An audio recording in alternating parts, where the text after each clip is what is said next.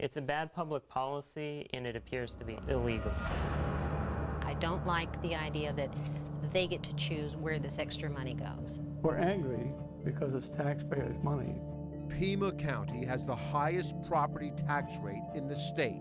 It's also apparently the only southern Arizona county that allows supervisors to give taxpayer money from their yearly $400,000 office budgets to outside groups.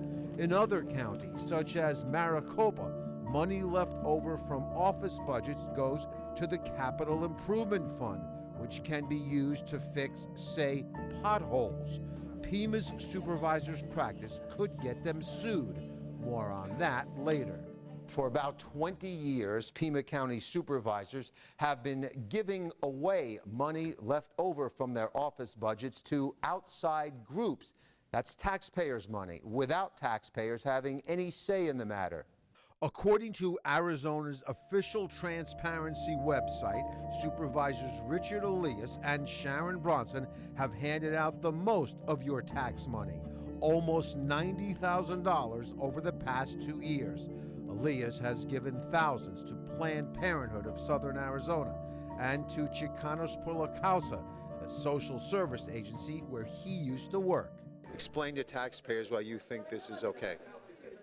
Because there's a legitimate return and a public service offered to people.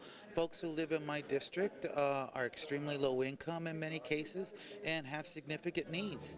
Bronson has given thousands to numerous groups, including Friends of Robles Ranch, the Southern Arizona AIDS Foundation, and Flowing Wells School District. That's taxpayers' dollars.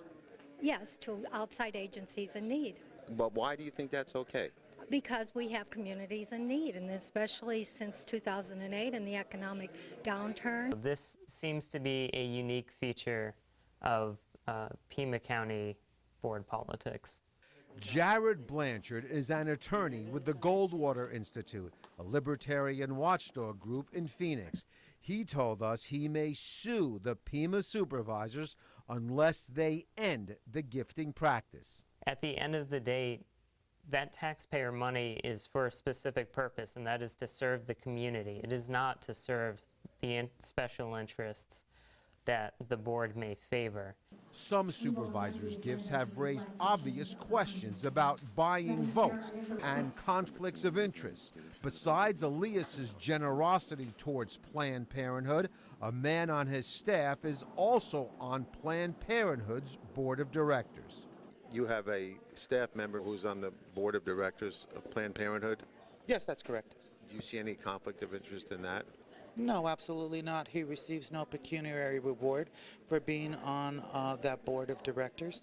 Barbara Wolf lives in Elias's district and dislikes the policy. I think that's unconscionable. That's a choice that individuals should be able to make. If I want to give money to Planned Parenthood, that should be my choice. It's stunning to me that we're the only county in Arizona that does this practice. District 1 Supervisor Allie Miller strongly opposes the practice. We can't even afford to maintain the infrastructure that we've got here. If they spent it on the roads, I'd have absolutely I would cheer. But the roads sit there with the potholes. They never get fixed. Sun City resident Alex Bissett is an 81-year-old retiree living on a fixed income. If you could talk to the supervisors who are doing this kind of spending, what would you say? One word: stop. Stop right now and give us our money back. As News 4 reported last month, Supervisor Miller's attempts to end the practice of gifting wasn't voted on. Instead, the board passed a substitute motion to have donations voted on in the future. This will be discussed again at a supervisors meeting in December. Attorneys for the Goldwater Institute and Pima County taxpayers will be watching, and so will we.